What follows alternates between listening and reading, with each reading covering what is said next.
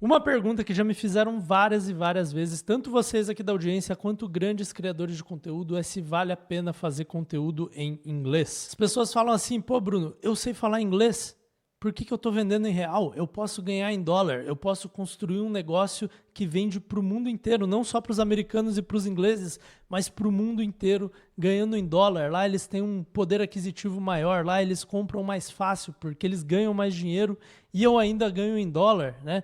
Quem converte não se diverte. Na verdade, quem faz conteúdo em inglês converte e se diverte sim, porque você ganha, sei lá, 10 mil dólares lá fora, isso dá 60 mil reais aqui no Brasil. Se você conseguir construir um negócio de 100 mil dólares por mês lá fora, você vai ganhar 600 mil reais, 550 mil reais, sei lá quanto. Depende da taxa de câmbio aí, né? Mas a taxa de câmbio estará a seu favor se você criar conteúdo em inglês, meu amigo. E o que sempre me falam é, pô, dá o mesmo trabalho, né? Se eu sei falar inglês, dá o mesmo trabalho. Por que eu vou fazer conteúdo em português? E aí, eu te pergunto, por que será que eu criei esse canal em português? Por que eu não criei em inglês? O meu outro negócio eu criei em inglês, eu poderia ter feito isso. E a resposta é porque não é tão óbvia assim a decisão, mesmo que você fale um inglês fluente. Então, nesse vídeo aqui, eu vou falar algumas coisas. Eu vou falar sobre a minha experiência criando um negócio baseado em conteúdo lá fora, em inglês. Eu vou falar sobre por que eu decidi fazer esse canal aqui em português, ou seja, por que eu, mesmo tendo todas as condições de fazer em inglês, sabendo que eu consigo fazer em inglês, ainda assim escolhi fazer em português. Eu vou falar dos trade-offs, né, entre fazer em português e fazer em inglês, né, e vender para o mundo inteiro em dólar. Os lados bons são muito óbvios, mas tem lados negativos também. Eu vou falar sobre o canal Rich Cousin, que é o canal secreto do Primo Rico. Vou até pôr na tela aqui para vocês. Esse aqui é o canal Rich Cousin. É o canal secreto em inglês do Primo Rico. E como vocês podem ver aqui, 193 vídeos, 4.500 inscritos. Não é lá um grande sucesso, né? E o Primo Rico sabe fazer vídeo de YouTube, então o problema não é esse. A gente vai dar uma olhada no que aconteceu aqui, porque isso mostra alguns dos perigos de você ir lá e fazer conteúdo em inglês. E eu vou falar no final do vídeo sobre o meu plano secreto de exportar o conteúdo desse canal e talvez fazer conteúdo em inglês lá pra frente, mas não agora. Você vai entender o que eu tô falando, você vai entender meu racional. Então bora pro vídeo. Então vamos lá, pessoal. Eu tenho um negócio lá fora, tá? Eu vendo em dólar. É esse negócio aqui, caso você não conheça, tô mostrando o canal de YouTube dele, né? E vocês vão ver que é tudo em inglês aqui. Join our free 7-day course. How to be missing case interviews. Tá eu aqui, ó, mais novo, com cabelos menos brancos. E é tudo em inglês, né? Aqui tem gravação que eu fiz com meu sócio. Tá tudo em inglês aqui, né? Não vou mostrar os vídeos porque é para um nicho muito específico. Se você me conhece das consultorias, aí de passar nas entrevistas de consultorias estratégicas, talvez você até já tenha visto esse canal. 73 mil inscritos, não é um número exorbitante de inscritos, mas eu não foco em inscritos aqui. Acho que o canal deve ter uns 25, 30 vídeos só. Inclusive, esses vídeos são só para gerar leads para o meu negócio, em que eu vendo cursos de como passar nessas entrevistas de emprego em inglês. Por quê? Porque eu quero vender para o mundo inteiro. E aqui está uma coisa muito gostosinha de você fazer em inglês, que, olha aqui, ó, puxei aqui o Google Analytics do meu site. E olha de onde vem os meus acessos ao site. Vem do mundo inteiro, cara. Vem a boa parte dos Estados Unidos aqui, né, o maior país disparado, 35 mil usuários no último ano, né? Aí depois vem a Índia, Reino Unido, Brasil. A galera conhece muita gente aqui do Brasil, porque a gente é brasileiro também. Mas tem Alemanha, tem Vietnã, tem França, tem 1.000 pessoas da China, tem russos, tem pessoas do Egito, pessoas da Nigéria. Achei até 20 caras da Islândia. Já viram meus vídeos e acessaram o meu site, né? Então, assim, isso aqui é a melhor coisa. Quando você faz conteúdo em inglês, você está falando com o mundo inteiro. E muitas dessas pessoas vêm de países ricos. Você tem Estados Unidos, Canadá, Austrália, Reino Unido, França, Alemanha, Suécia, Noruega, mundo inteiro, né? Tem países pobres também, né? Aqui na África, outros países latino-americanos. A Índia não é muito rica, é o segundo país que tem mais acesso, tem indiano pra caralho, né? Mas quando você faz conteúdo em inglês, você tem acesso a todos esses mercados, você tem acesso ao mundo inteiro. Inclusive, esse meu negócio, se eu fizesse só no Brasil, o mercado seria muito pequeno. Eu não acho que seria um negócio muito viável, não. Mas vendendo para o mundo inteiro é. E eu consigo cobrar em dólar, né? Meus cursos não são muito caros, eles são 200, 300 dólares cada um, dependendo do curso, tem 5 cursos. Então, assim, não é muito caro para eles, mas, pô, 200 dólares é R$1.000, né? 300 dólares é R$1.500. Tem cliente meu que compra todos os cursos, gasta lá 800 dólares comigo, que para eles é 800 para se preparar para uma entrevista, mas para mim é quanto que dá? R$4.000, R$5.000, dependendo do câmbio aí, né? Entre 4 e 5 mil reais. É uma boa grana para você vender cursos gravados. Eu nem dou mentoria para essas pessoas. E isso não é só para cursos, não. Se você tem, sei lá, um canal de YouTube que vende afiliados da Amazon, as pessoas vão comprar em dólar e elas gastam muito mais dinheiro na Amazon porque elas têm mais renda. Se você vai vender software, né? E aqui eu estou falando de criar conteúdo, então se você vender software, talvez você não tenha que criar conteúdo, mas talvez você crie um software e faça conteúdo, faça anúncios, etc.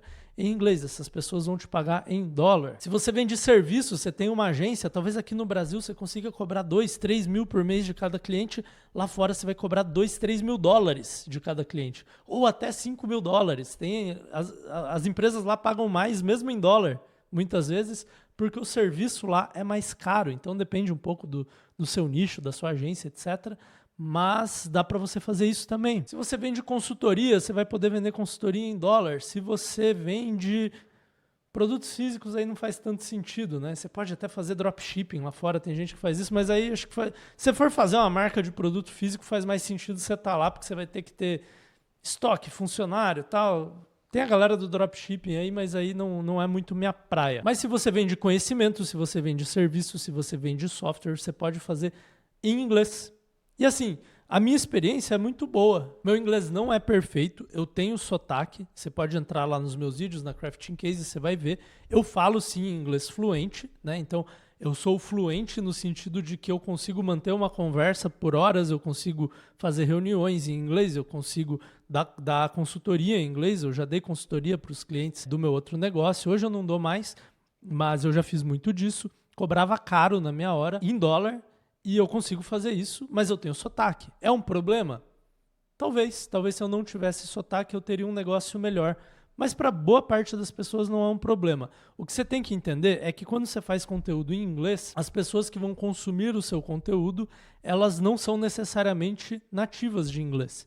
Eu tenho muitos clientes que são americanos nativos, ingleses nativos, mas eu também tenho clientes que são franceses, que são alemães, que são argentinos, colombianos, tem chinês aí pelo jeito. Eu nunca falei com um chinês cliente meu, mas já falei com japoneses também, que já consumiram meu conteúdo, compraram meus cursos. E mesmo dentro dos Estados Unidos, você tem pessoas que são imigrantes. Então, boa parte, inclusive, não é a maioria, mas uma parte bem relevante das pessoas que compram meus cursos são chineses que imigraram para os Estados Unidos e foram fazer faculdade lá. Indianos que imigraram para os Estados Unidos e foram fazer faculdade lá.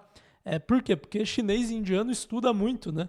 E o produto que eu vendo, que é para passar em entrevista de consultoria, geralmente é uma galera que estuda muito, é uma galera cabeçuda, que faz Harvard, Yale, Stanford. E se você for para Harvard, Yale, Stanford, você vai ver uma galera que tem muito chinês, indiano, imigrantes que foram lá para estudar. Muito russo compra, agora não tanto por causa do bloqueio, né? Eles não conseguem mais pagar no cartão. Mas ainda hoje tem alguns que dão um jeito com um amigo que mora em outro país e aí eles fazem o rolo deles lá. Então eu tenho cliente russo, tem cliente do mundo inteiro. Essas pessoas não ligam para o sotaque.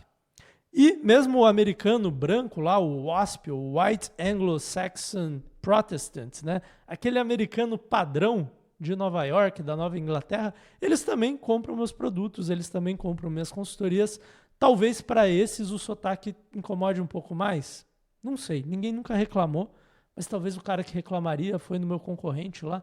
É possível, tá? Não vou descartar, mas você não precisa ter o inglês perfeito. Não só eu tenho sotaque, como às vezes eu erro uma preposição ou outra. Eu falo on em vez de falar in, no lugar errado.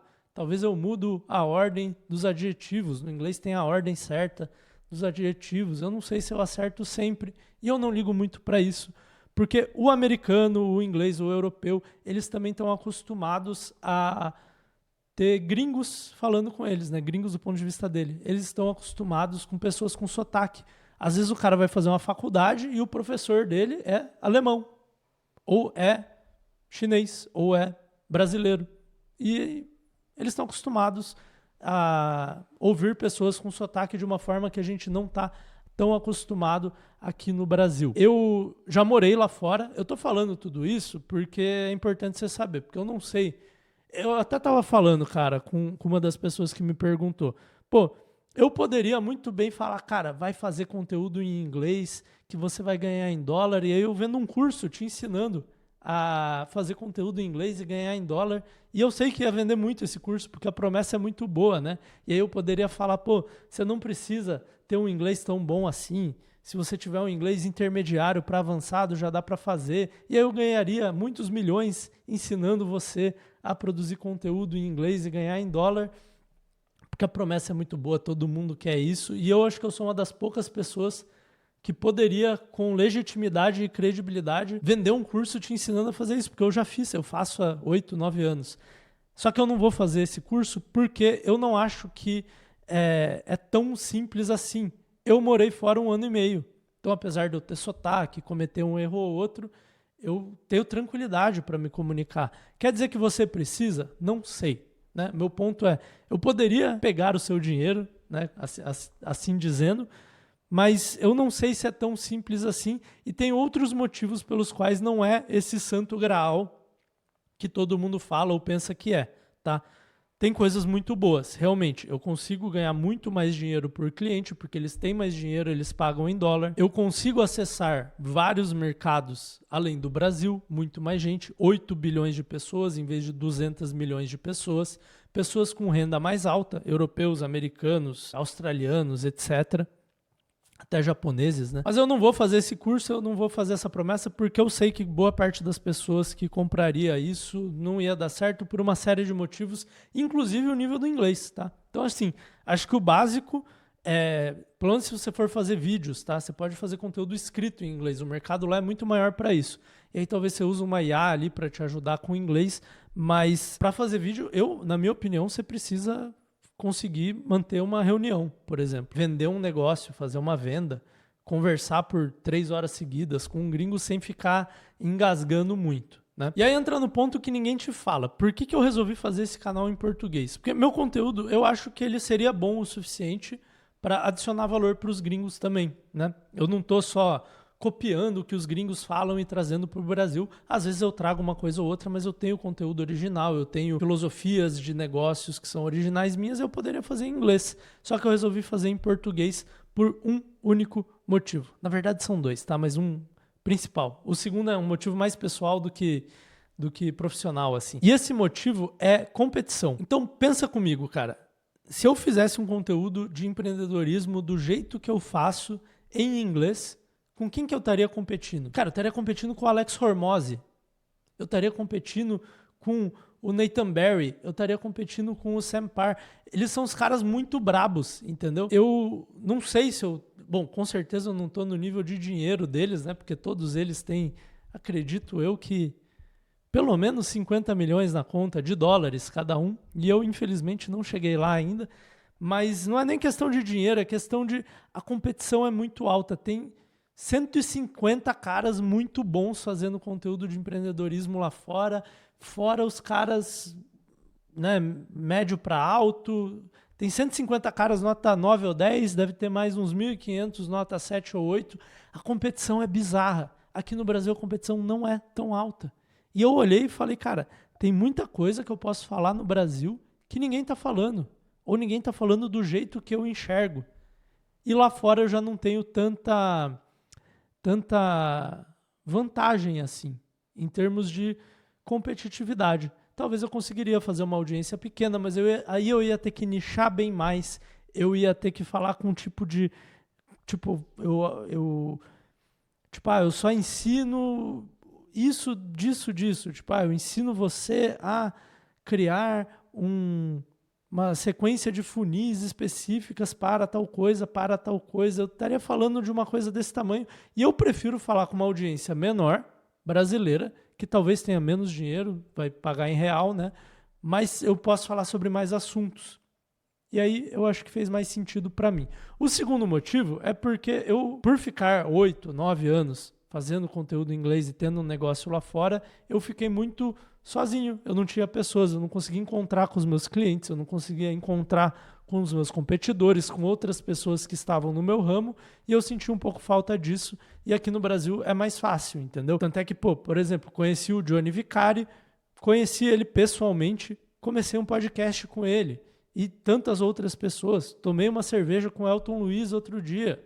Vou encontrar com o Bruno Okamoto, do Microsas aí, ainda essa semana, pessoalmente. Então, eu acho mais legal, teve esse motivo pessoal também, de eu poder fazer conteúdo em português. Então, esse foi o motivo pelo qual eu escolhi fazer em português. O principal deles sendo competição. E aí a gente entra nos trade-offs, tá? Quais que são as vantagens e desvantagens de fazer em português e em inglês? O primeiro ponto que a gente tem que tocar aqui é a questão de língua e principalmente cultura, tá? Língua, eu falo português melhor do que eu falo inglês. Mesmo eu sendo fluente em inglês e conseguindo fazer negócios em inglês, fazer uma reunião em inglês, vender em inglês, produzir conteúdo, ensinar, fazer curso, eu consigo fazer tudo em inglês, mas o meu português é melhor, entendeu? Eu canso menos de falar português. Quando eu falo inglês, depois de muito tempo sem falar, eu fico com dor na língua. Talvez você já passou por essa experiência antes. Os movimentos da boca são diferentes. É mais fácil para mim gravar um podcast, apesar de eu ter um podcast no meu outro negócio também. Então eu consigo fazer um podcast, mas em português eu não canso para falar. Em inglês eu canso, a não ser que eu volte a morar lá, daí eu acostumo de novo.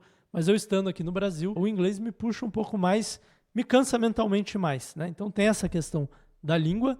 Tem o sotaque também. Eu fico mais próximo de você falando português do que eu fico próximo de um gringo falando inglês com ele, porque tem essa distância do sotaque, né? Mas o principal para mim é a cultura. Se você fala inglês, mas nunca viveu como os gringos, eu vivi lá 1 ano e meio e eu não tinha amigos brasileiros, tá? Eu morava em regiões que não tinha brasileiro, eu só falava com gringo. Então eu consigo entender um pouco melhor a cultura deles. Você também entende um pouco a cultura deles, provavelmente por séries, filmes, etc. Mas, quando você viveu a vida inteira no Brasil, tem certas gafes culturais que você vai cometer na produção de conteúdo. Você vai usar exemplos que não ressonam com eles. Você vai falar de coisas que são importantes para o brasileiro, mas que não são importantes para eles. Você vai deixar de falar de coisas que são importantes para eles e que a gente não liga muito aqui. Até o jeito de pensar, de construir a ideia é diferente. E é difícil explicar isso. E é mais difícil ainda de aprender isso. Então, existem essas duas barreiras, que para mim é um ponto pró fazer o conteúdo em português, mesmo que você seja fluente em inglês. A exceção aqui é, você mora fora, na Europa, nos Estados Unidos, há 5 anos, você vive falando inglês e você entende a cultura deles, você tem amigos gringos, aí eu acho que você consegue, aí fica tanto faz mesmo. Segundo critério aqui, tamanho de mercado. Obviamente, fazer conteúdo em inglês eu acesso o mundo inteiro e as pessoas têm mais renda. Então, o tamanho de mercado é gigantesco, é global, enquanto que no Brasil, a maioria dos mercados tem um tamanho legal de mercado, mas é menor, né? Então, é mais fácil ganhar dinheiro no mercado gigantesco do que no mercado apenas grande, que é aqui no Brasil. Provavelmente, se você pegar os mercados globais, eles vão ser de 20 a 30 vezes maior do que só o Brasil. Não sei quanto por cento do PIB do mundo é o Brasil, mas deve ser por aí, deve ser uns 3% do mundo. Então, assim, e varia de mercado para mercado isso, mas em geral, se você fizer conteúdo em inglês, você vai ter acesso a um mercado 30 vezes maior do que o mesmo mercado no Brasil. Isso é uma diferença absurda, tá? Por quê? Porque isso te permite, por exemplo, nichar bastante e ainda assim ter um mercado maior que teria no brasileiro sem nichar. Então, isso é uma coisa para levar em consideração que é extremamente importante. Terceiro critério, dólar versus real. Mais um ponto para conteúdo em inglês, né? Então, obviamente é melhor ganhar em dólar do que em real. Tem o risco de você começar a fazer conteúdo em inglês, ganhar em dólar, a gente entrar num boom de commodities e o dólar voltar para 2,50. Aí você vai vai começar a ganhar menos, cada vez menos. Eu acho que a chance maior é de o real desvalorizar e o dólar subir a longo prazo, mas pode acontecer esse tipo de coisa, tá? Então, assim, em geral é melhor você ganhar em dólar do que em real, com certeza, mas não é tão garantido assim, tá? Eu gosto de ganhar em dólar, tá? eu fico tranquilo porque se eu quero fazer uma viagem, alguma coisa, eu tô dolarizado, né? A minha renda é dolarizada, então eu já tô tranquilo nesse sentido. Então, mais um ponto aí pro conteúdo em inglês. Isso aqui vale principalmente, cara, se você quer fazer um canal de YouTube e ganhar com AdSense. Fazer um canal dark de YouTube e ganhar dinheiro com AdSense. Pô, aí faz em inglês, é muito melhor. Agora vem o ponto crucial, tá? Competição. A competição lá fora é brutalmente maior, tanto em quantidade de pessoas, você está competindo com o mundo inteiro, quanto no número de players, número de pessoas que fazem o que você faz, que são excelentes. Aqui no Brasil é difícil ter mais do que 5 pessoas excelentes em um nicho. Então qualquer nicho que você pegar, tem muita gente às vezes, mas a maior parte das pessoas não é tão boa assim no que faz. Ou não se comunica muito bem, ou não, cara, não manja muito não manja tanto daquele assunto, ou ela é boa no conteúdo, mas aí ela não é muito boa em negócios. E aí se você pegar, mesmo nos grandes nichos, cara, quantas pessoas excelentes tem? Puta, 5, 10, dá pra contar na mão, né? Pode pensar no nicho que você quiser aí. É difícil ter mais de 5, 10 pessoas excelentes aqui no Brasil. Lá fora vai ter 100. E é por isso que lá fora, na minha opinião, se você for fazer conteúdo em inglês, você tem que nichar.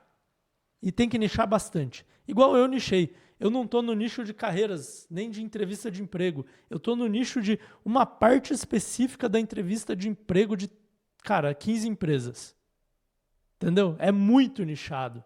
É um absurdo de nichado. Ah, Bruno, mas tem os caras lá que não são tão nichados assim. Tipo, o Justin Welsh, talvez você conheça, né? O cara que ensina você a ganhar dinheiro na internet.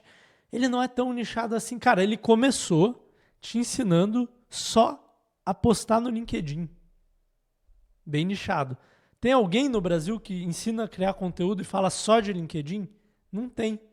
Porque aqui não precisa nichar tanto. E aqui o mercado é menor também. Se você nicha muito, talvez fica muito pequeno. O Justin Welsh, ele acho que ganhou o primeiro $1 milhão dele falando só de LinkedIn. Depois ele foi expandindo.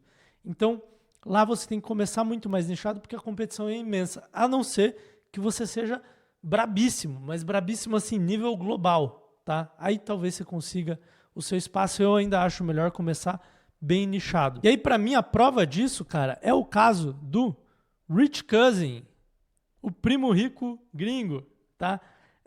Eu não vou ver os vídeos do primo rico, eu não vou reagir a ele, e eu também não vou falar mal dele, tá? Porque eu acho ele muito bom no que ele faz. Se você não acha o primo rico bom no que ele faz, ou você não sabe o que ele faz, ou você é tonto mesmo, porque o cara não chega no nível de sucesso que ele tem, não sendo bom no que ele faz. E a principal coisa que ele faz, né, desde sempre é YouTube. Ele é um excelente youtuber. Ele sabe muito bem como jogar o jogo do YouTube. Ele começou esse canal em inglês e o canal não foi tanto pra frente, cara. E assim, pra mim, qual que é a questão aqui, tá? Tem várias coisas. Hoje, o conteúdo dele é traduzido por IA, tá? Então, se você vê os vídeos mais recentes dele, eles são traduzidos por IA. E aí, tipo, realmente é mais difícil de pegar visualização e tal. Mas lá no começo do canal, ele fez os vídeos original em inglês mesmo, tá? E ele sabe fazer título, ele sabe fazer thumb, ele sabe escolher os temas certos, ele tá no mesmo nicho que ele faz aqui no Brasil. O que eu acho que foi o problema dele, tá? Aqui eu vou especular, porque eu não sei o que aconteceu aqui nesse canal, e eu não acho nem que foi o fracasso do primo rico, eu poderia colocar isso na thumb, alguma coisa assim para chamar atenção. Eu não vou fazer isso porque, cara, ele tentou um negócio e não foi muito para frente. Isso é a coisa mais normal do mundo, tá? O que eu acho que aconteceu aqui? Primeiro, ele não nichou bastante. Ele pegou o conteúdo que ele já tinha aqui no Brasil, que é um conteúdo amplo, de vários temas, e tentou fazer lá fora. E aí o que ele encontrou? Na minha especulação, tá? Supostamente, muita competição. Deve ter uns 150 caras excelentes, igual ele, no nicho de finanças lá fora. Cara, muito difícil. Segunda coisa, tá? O inglês dele não é perfeito. O meu também não é, só que eu tô num micro nicho. Então, talvez no nicho dele, finanças, mais abrangente, aí seja uma barreira importante. Porque, pô, tem 150 caras excelentes e tem um cara com sotaque. Talvez eu não vou ver o vídeo tanto do cara que tem sotaque. E a terceira coisa, a questão cultural, tá? Então, assim, ele não só traduz o conteúdo dele, tá? Eu já vi alguns vídeos dele aqui. Ele não só traduz o conteúdo dele, ele também adapta para o mercado lá de fora. Só que, dificilmente o primo rico vai saber tanto sobre 401k, que é um bagulho de finanças dos Estados Unidos lá, seria meio que o seu plano de aposentadoria, mas é uma lei específica que eles têm. Dificilmente ele vai saber tanto sobre 401k quanto um americano. E mesmo que ele entenda tecnicamente do 401k, ele não sabe qual que é a relação emocional que os gringos têm com o 401k, como que eles falam e veem e usam isso na cultura deles, no dia a dia. Seria igual pegar um gringo lá de fora e tentar fazer o cara fazer um vídeo sobre o FGTS aqui, entendeu? Primeiro que ele não vai saber tanto como que o FGTS funciona. Segundo que mesmo que ele saiba como o FGTS funciona, ele sentou lá, estudou a lei e os procedimentos do FGTS, ele não sabe a relação de amor e ódio que o brasileiro tem com o FGTS, né? Que algumas pessoas gostam muito que o governo faz a empresa pagar o seu FGTS, daí quando você é demitido do seu emprego, você leva uma bolada lá que às vezes te ajuda a fazer outra coisa da sua vida, só que ao mesmo tempo algumas outras pessoas falam, pô, eu gostaria de eu receber esse dinheiro e que ele não rendesse tão pouco na conta do governo. Percebe que tem um monte de emoções com o FGTS? É isso que eu chamo de cultural, do aspecto cultural do negócio. É muito difícil, cara. E aí se a gente vê o caso do Rich Cousin aqui, ele obviamente sabe fazer vídeo de YouTube, mas mesmo assim, com 193 vídeos, vamos ver se tem short aqui no meio. Tem short, então o vídeo longo não foi tudo isso, mas mesmo assim, ó, ele postou muitos vídeos aqui, ó. Tá vendo? Tem vídeo pra caramba, cara. E o vídeo dele que foi melhor pegou 38 mil visualizações. Que assim, é bom. Tem outro de 22 mil visualizações. É bom. Mas o Primo Rico consegue fazer melhor que isso aqui no Brasil, né?